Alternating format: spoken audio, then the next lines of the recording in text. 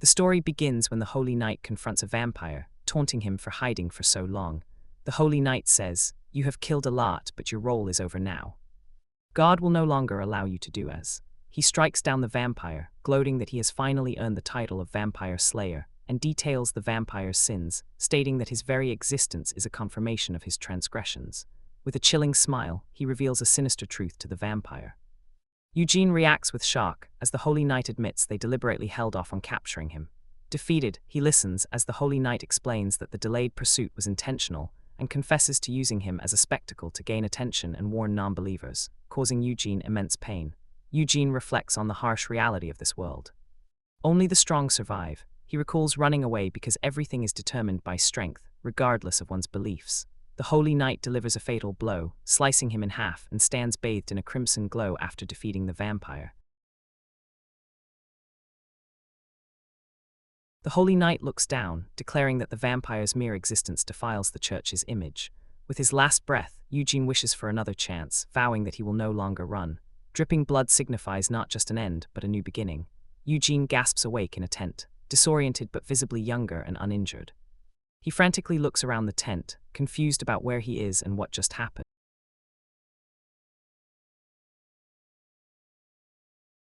Checking his bandaged hands, he confirms his body is whole, despite the clear memory of his death.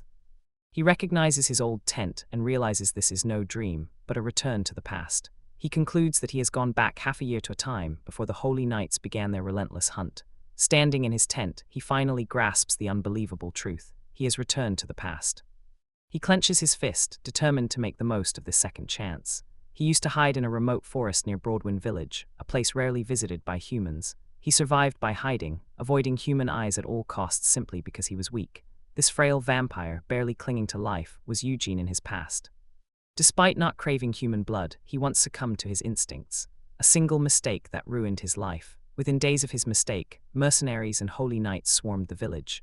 No matter how long he hid or how far he ran, the Holy Knights always found him.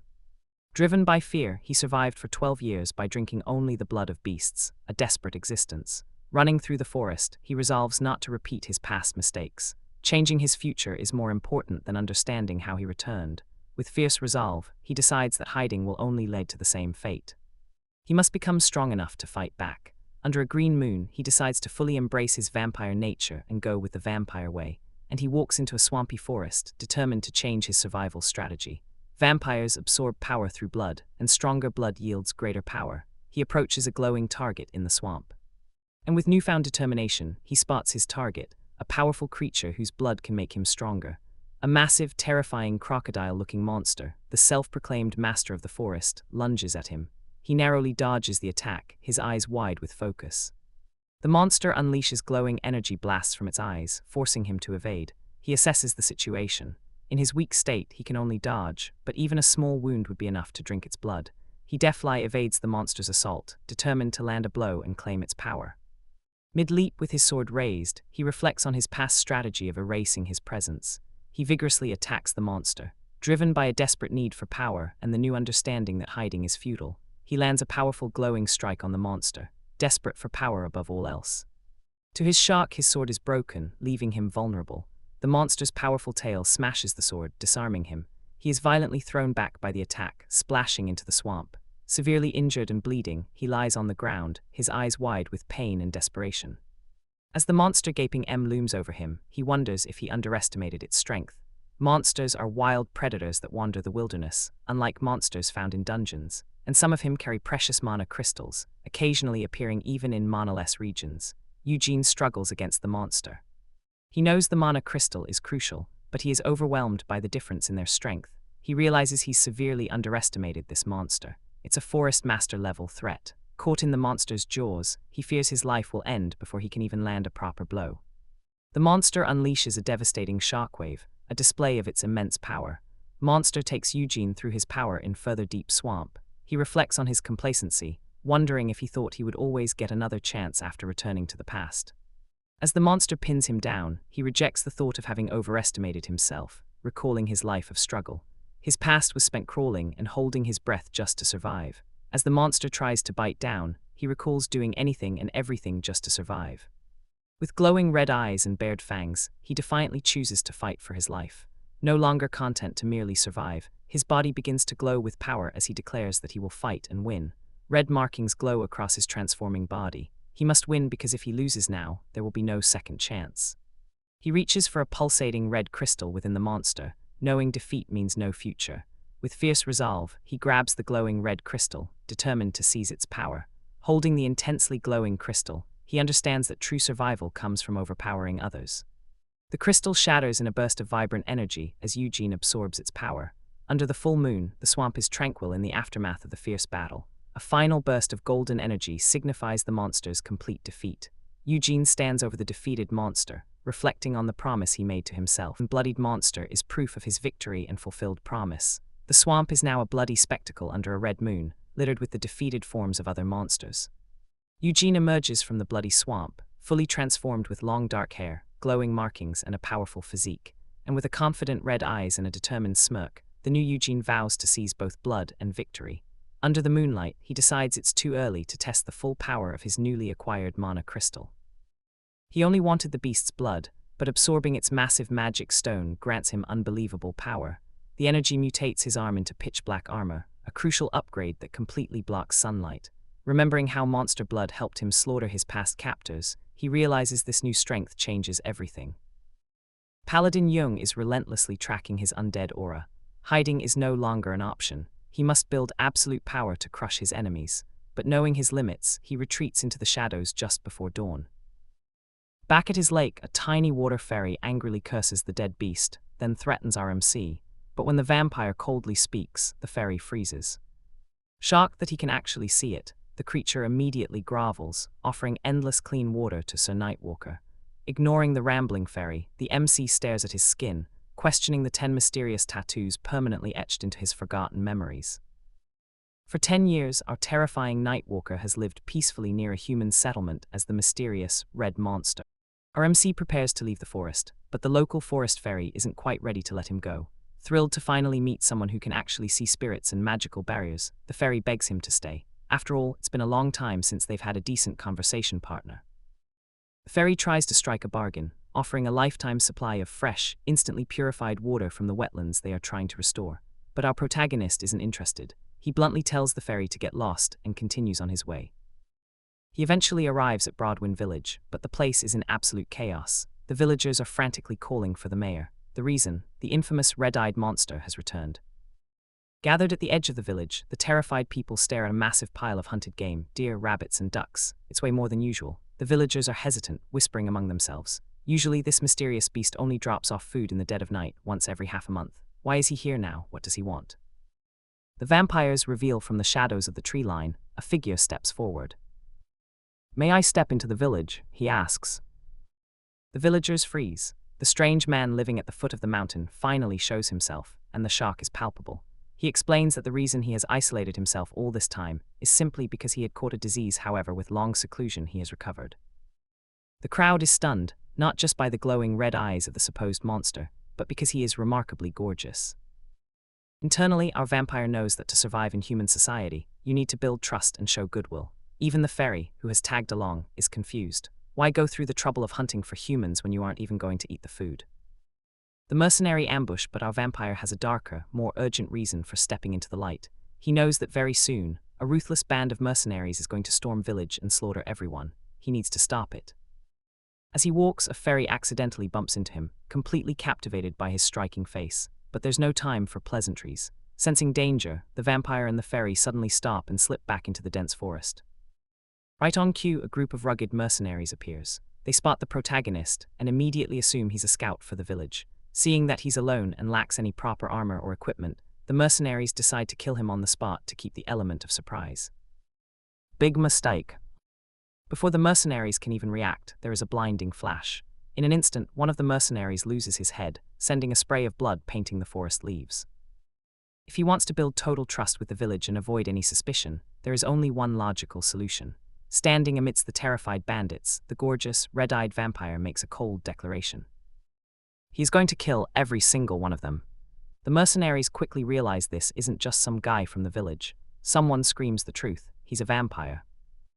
While some panic, others see dollar signs. Handing a live vampire over to the church would mean a massive bounty, but their greed is immediately punished. Rather than running, our protagonist goes on the offensive. His hands shift, forming terrifying, dragon-like claws that pierce straight through the mercenaries' armor, effortlessly tearing off heads. The remaining bandits are horrified. One of them screams to just retrieve the bodies and run, but it's too late. The vampire's strength is overwhelming. He snatches a sword right out of a mercenary's hand, driving it straight through the man's chest. When a massive, brawny bandit charges him with a heavy weapon, our MC simply catches the blade with his bare hands. In one fluid, brutal motion, he stomps the giant's head straight into the dirt, killing him instantly. The surviving mercenaries circle him, terrified and wounded, realizing their only hope is to attack all at once. Moments later, the villagers, having heard the screams, rush into the forest. They freeze in horror at the absolute massacre before them. The mayor nervously looks at our protagonist, asking the obvious question, "Did you do this?" Without missing a beat, the vampire lies perfectly. He claims he was simply on his way back from checking his traps when he stumbled upon the scene. He points to a pile of dead black wolves nearby, explaining that a massive pack attacked the travelers. He stepped in to fight them off while they were eating the corpses, but there were simply too many. The mayor inspects the bodies. Sure enough, there are deep wolf claw marks and bites on the victims. Relieved, the mayor apologizes for suspecting him, thanking him for his bravery. But the fairy, watching this unfold, is absolutely stunned by our MC's cunning. The fairy knows the truth. Our protagonist slaughtered the mercenaries, and when the wolves showed up smelling the blood, he killed them too. He even took the time to personally carve fake claw marks into the mercenaries' bodies to hide the evidence. Covering his tracks is smart, but the fairy can't help but wonder, why is this incredibly powerful monster trying so hard to play the good guy in front of these humans? To solidify his cover, our MC discovers a letter in one of the dead men's pockets and hands it to the mayor. The mayor's face drops. The letter bears the official seal of Lord Tywin. Reading the contents, the mayor yells out in shock. The letter mentions a boy named Pelid. These mercenaries weren't just passing through. They were sent to the village to assassinate Pelid, the illegitimate son of the Lord, who is currently hiding right there in Provo village. We then flash back to the final moments of the fight to see what really happened. The mercenary leader, terrified by the brute strength of the vampire, orders his men to attack at once. But when the leader charges, our MC simply fixes him with a glowing red gaze and kicks him squarely in the stomach, sending him flying into a tree. Desperate, the leader begs for his life, claiming they just had business in the village over the mountain. "The village is mine," the vampire replies coldly. Realizing his lie won't work, the leader confesses. They weren't hired by the head of the Tywin family. They were hired by the legitimate sons to kidnap the boy, Pelid. They brought an entire small army just in case things went south. Internally, the pieces click together for our protagonist. He recognizes the name behind this order, Bertil Tywin. Bertil is the general manager of the Vampire Pursuit Squad, the very knight who tormented him in his past life. Our MC realizes that in the original timeline, Bertil likely didn't order the village massacred. The mercenaries did that out of sheer greed. However, because the whole village was wiped out, the church sent paladins to investigate, which ultimately led to our protagonist being discovered and hunted down. By slaughtering the mercenaries here and now, he isn't just saving the village, he is erasing the event that ruined his previous life. With the interrogation over, the MC looks down at the defeated leader. "Understood," he says calmly. "Watch out for wolves on your way back." "You're really letting me live," the leader gasps. "Thank you." But before the word can fully leave his lips, his head is swiftly severed from his shoulders. The vampire's secret is safe. When Murren questions the killing, he explains that he could not let the man leave as he knew his identity as a vampire. He glances into the darkness, adding that there is another more immediate reason for the execution. His point is proven as the glowing eyes of a hungry wolf pack appear in the trees drawn by the scent of blood. Back in the present, the chief confirms to the agitated villagers that the dead mercenaries were indeed the guards sent to escort Felon to the castle. The villagers debate what to do. Now in a precarious position since the Lord's son has lost his official escort, seizing the opportunity he created, Eugene steps forward and offers to escort Feld to the Lord's castle himself, citing his long experience in the woods. Stunned by the generous offer, the chief insists they could not possibly ask such a dangerous task of him. With a charming smile, he claims that a knight would never decline a chance to help, prompting a weary sigh from Murren at his shamelessness. She is so surprised by his claim of being a knight that she can only stammer in confusion. The villagers are equally baffled with the chief pointing and repeating a knight. She, floating beside him, finally puts the pieces together and shouts his name in disbelief. Enjoying the dramatic tension, he smiles wryly and apologizes to the crowd for his delayed introduction. With a grand gesture, he formally introduces himself as Yan Eugene of the noble house Eugene, leaving the villagers shouting in utter disbelief. The villagers murmur in shock, some realizing they should now address the red-eyed monsters as Sir Eugene. Miriam scolds Eugene for taking his lie too far, but he confidently explains that these simple folk have never seen a noble before. He observes that the whole village is already abuzz about a noble hiding among them. Realizing they are too naive to tell the difference, the villagers eagerly question him about his past, wondering if he was a knight in seclusion for training or to heal his wounds. He vaguely explains that circumstances led him to cut ties and leave in the forest, an explanation the villagers readily accept as proof of his noble swordsmanship. The village chief laments their poverty, unable to properly reward Eugene, who simply asks for a place to rest for the night. Delighted, the chief insists it's no trouble at all and humbly offers his own home for the nights to stay in. The next morning, Eugene looks out the window of the village chief's house. In the privacy of his room, he tests his skin reinforcement ability, covering his hand in the black scales he gained from the forest master. He notes that the black scales can block sunlight to some extent, which will make his upcoming journey much easier. Murren chastises the ignorant night-dwelling vampire, mocking him for claiming to be a knight when he can't even read. He nonchalantly states that it doesn't matter if he's found out since he's leaving anyway. This prompts she to ask about his true goal. She questions why he's suddenly involving himself with the village after years of solitude, just as someone calls for Sir. Eugene's from outside. As Feled announces they are ready to depart, Eugene points out to Miriam how he has already gained social status overnight. He explains his philosophy to her. Humans trust authority more than words, and by leveraging his status, he can reduce a 100 lies to 10. And he acknowledges that this village is likely the only place his hasty lie would work, as true nobles would be far less gullible. Adjusting his mask, he declares his intention to turn this lie into the absolute truth. The village chief hands him a statement of explanation to avoid misunderstandings and asks him to take good care of young Masters Feld. Feld, packed for the journey, formally introduces himself and says he looks forward to Eugene's guidance. He introduces himself to Feled, thinking that he will use the boy to turn his lies into truth to become a real noble. The villagers watch as Eugene and Feled depart from Broadwind village. The pair journeys through vast open fields toward their destination. As they approach a village nestled in the mountains, Feld reads the signboard and identifies it as Brahms. Surprised, Eugene asks if he can read, and he confirms that his late mother taught him and explains that his mother, despite her low status, was taught to read by someone she loved. He muses that he never imagined that person was Veril, while Murren whispers to Eugene that this is a good opportunity to ask him for reading lessons. Feld stammers in disbelief when he asks to be taught how to read and write. Unable to comprehend a knight being illiterate, Eugene spins a story about his family having fallen, claiming that a single sword, not letters, is what kept him alive, and continuing his act of a fallen noble. His strategy is clear: make Feled doubt him, then make him believe, building a trust so thick it can cover any lie. Miriam can't help but laugh, complimenting him on his top-notch acting.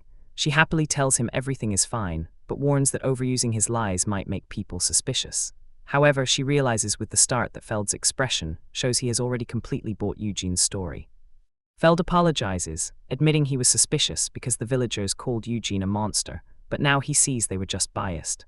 And vowing to judge with his own eyes, he reasons that it's plausible for someone from a warrior background to have neglected their studies.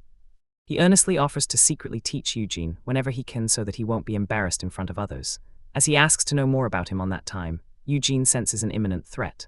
A crossbow bolt flies towards Feld's head, and he cries out in shock that is captured by Eugene. In terror, Feld falls on the ground just as a group of armed men appears on the path ahead. The bandits joke among themselves, one chiding the other for not pulling the crossbow trigger properly. Feld trembles in fear, realizing they've been ambushed by bandits. The bandit leader smirks, noting that Feled's terrified expression makes their intentions obvious and that this will be quick. The leader orders them to drop their luggage and empty their pockets, threatening death if they don't move quickly. Before the bandit can finish his threat, Eugene flashes past him in a blur of red, his sword drawn. In a single fluid motion, he decapitates the bandit leader, stunning Feled and the other bandits. A bandit screams, "Boss," as their leader's head falls to the ground. Eugene reflects on his movements, noting they were as nimble and fast as he wanted. An enraged bandit with an eye patch screams and charges at him with a massive axe. Eugene effortlessly cuts off his head. In a flash of crimson light, he dispatches the remaining bandits with blinding speed. A lone surviving bandit stumbles back in terror, trying to call for someone. His desperate plea for help is cut short as Eugene's throw's blade slices through his chest. Standing amidst the carnage, Eugene looks down at the pile of corpses, remarking that he really can't understand it. He cleans his blade, questioning why humans try to kill and rob those weaker than themselves. He finishes off the last bandit, wondering if it's fine to torment someone just because they look weak. Turning to the horrified Feld, he asks if learning to read will help him understand such things. Feld is left speechless and terrified by the sudden brutal display of violence. Covering his mouth in shock, he recalls his earlier promise to judge with his own eyes. Eugene, his clothes stained with blood, tells Feld that he is free to believe whatever he wants, but promises that not a single drop of blood will ever touch him. Eugene, Feld, and a hidden Murren arrive at a bustling town, their first stop on the way to Lord Tarwin's castle. The marketplace is alive with activity as vendors hawk their wares, including rare medicinal herbs from a recent dungeon raid. Locals haggle intensely, with one man complaining that a shop down the street is selling the same goods for half the price. Murren, experiencing a town for the first time, is giddy with excitement over all the strange and cool things to see. A wary Feld advises Eugene to be careful, as the merchants in this town are known for being exploitative. He recounts how the village chief would always get flustered and ripped off whenever they came to this market. The chaos of the market continues as another customer, realizing he has been swindled, loudly demands a refund. Unfazed by the warnings, Eugene dryly comments that one needs money in the first place to worry about being careful. Telling Feld to wait, he confidently strides towards a leather shop. Ready to secure some funds, he presents a large pile of wolf pelts to the shopkeeper, asking him to appraise the leather. The shopkeeper immediately recognizes the rare and valuable black wolf leather, surprised to see so much of it at once. The greedy merchant sizes up the mysterious cloaked Eugene, trying to gauge if he can be easily cheated. And seeing his shabby clothes and bandaged hands, the merchant grins, believing this wanderer will be easy pickings. He begins his swindle. Claiming the leather is damaged and offering a paltry 18 silver coins for the whole lot. From the shadow of his hood, Eugene's eye flashes a menacing crimson in response to the insultingly low offer. The merchant is visibly shaken and sweating profusely as he stares into Eugene's unnaturally red eyes. Stammering, the merchant quickly changes his tune, admitting the black wolf leather is rare and that he could perhaps pay a bit more. Under the crushing pressure of Eugene's silent glare, the terrified he wishes his customer would just speak instead of staring. Trying to regain control, he forces a laugh and generously raises his offer to 23 coins for the first-time customer. Eugene's continued silent disapproval is all it takes for the nervous merchant to up his offer again to 25 coins. As Feld watches in disbelief, the merchant cracks completely under Eugene's silent pressure, rapidly increasing his offer from 27 to 28 coins. The merchant mentally curses Eugene, frustrated by his silent, negotiating tactic and wondering just how much he is trying to get. Finally breaking, the merchant cries out his final offer of 30 silver coins, which Eugene calmly accepts, concluding the deal. Later that night, having left the town, Eugene and Feld settle down by a campfire for the evening. Eugene attempts to practice reading, admitting to himself that even after learning the basics from Feld, the script still looks like worms. Miriam compliments his new high-quality clothes, though she muses that one usually imagines vampires in fancy silk robes. Eugene notes that the merchant was surprisingly generous, prompting her to scoff and call the man a complete pushover. She can't believe Eugene settled for 30 coins, insisting that with a stare like that, he should have pushed harder and bought some expensive silk. He insists he only needs something to block the sunlight. But she chides him for being a shootin' and not enjoying life more.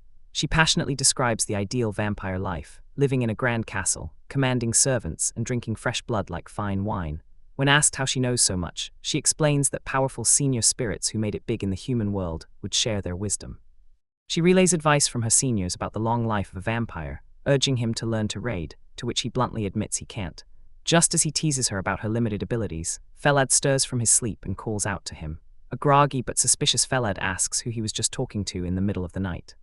He smoothly lies that he was just talking to himself, and Feld apologizes for his earlier nausea triggered by the memory of the bandit massacre. Observing the resting boy, he explains to Murren that ordinary people simply aren't accustomed to the sight of corpses. Feld rallies, telling Eugene not to worry and that he has plenty of stamina left for their reading and writing lesson. With a bright smile, Feld says he has plenty of paper and is happy to teach Eugene as much as he would like. Under the quiet night sky, Feld patiently teaches the illiterate Eugene by the warm glow of their campfire. Eugene pretends to be amazed at how quickly he is learning, and Feld earnestly replies that it is because, sir, you are so amazing. Feld heaps on the praise, explaining that it usually takes a year to learn and that even he needed months, unknowingly reinforcing Eugene's deception. He tests Feld's resolve, asking if merely being able to read will be enough for his new life as a noble son. Feld looks downcast, admitting that his mother never told him the details and his new status as a noble's child still does not feel real. Blushing slightly, he confesses that he does not even expect his supposed father, Sir Tyrwin, to welcome him. Their quiet moment is shattered as a group of armored men on horseback emerges from the darkness of the woods. The leader of the group approaches their campfire, offering a disarming smile as he greets the two friends. The man explains his group is having trouble finding a good spot to camp and asks if he could trouble them with a question. The mercenary captain, noting their arms and equipment, politely inquires about their destination. Sensing that a lie would only arouse suspicion, Eugene tells the truth. They are heading to Lord Tyrwin's castle. The captain, Pardik, reveals they share the same destination and offers them alcohol and meat in exchange for sharing the campsite. A younger blonde mercenary named Robin questions his captain's generosity before aggressively asking if Eugene has any objections. Pardik apologizes for his hit-headed subordinate, dismissing Rabin as a new recruit who does not yet know his place. After introductions are made, Eugene declares himself Knight Jan Eugene, a statement that clearly surprises Rabin. Rabin openly mocks on his claim, pointing out his lack of a horse and armor as proof that he can't possibly be a knight.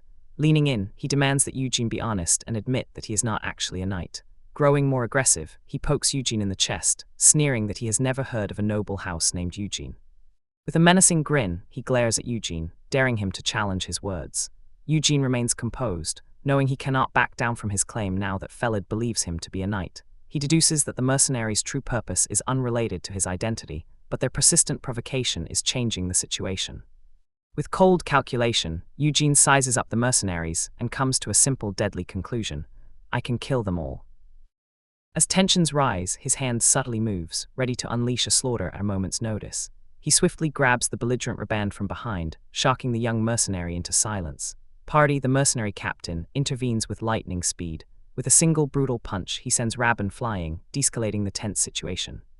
The force of the blow sends the young mercenary hurtling through the air, effectively ending his challenge.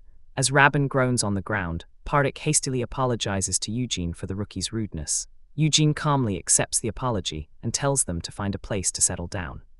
Internally, he recognizes the need to become a real knight as soon as possible to avoid arousing suspicion in the future. Later that night, at the mercenaries' camp, Pardik glares at the still unconscious Rabin. Ribbon suddenly jolts awake, gasping for air. Confused about what happened, he is immediately burred by his captain, who calls him an idiot.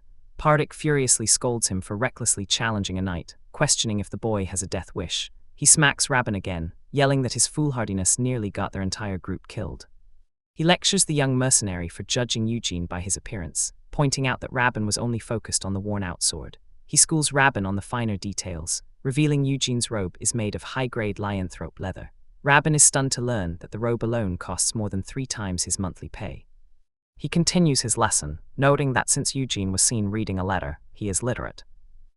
Proving he is no ordinary man, he grimly explains that Eugene was seconds from drawing his sword, an act that would have meant death for most of them. He recalls carefully observing Eugene's posture while Rabin was running his mouth. He points out Eugene's combat-ready stance, right hand in his robe and left foot back, poised to strike. This stance, he explains, signifies a master swordsman who can perfectly align his center of gravity with his blade's arc. A terrified Rabin asks why his captain didn't stop Eugene, but Pardy retorts that he saved the boy's head from being sliced off. He asks his rookie if he has any idea just how terrifying real knights are.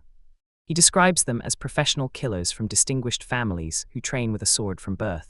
They hone their skills by facing death in dungeons and killing countless monsters.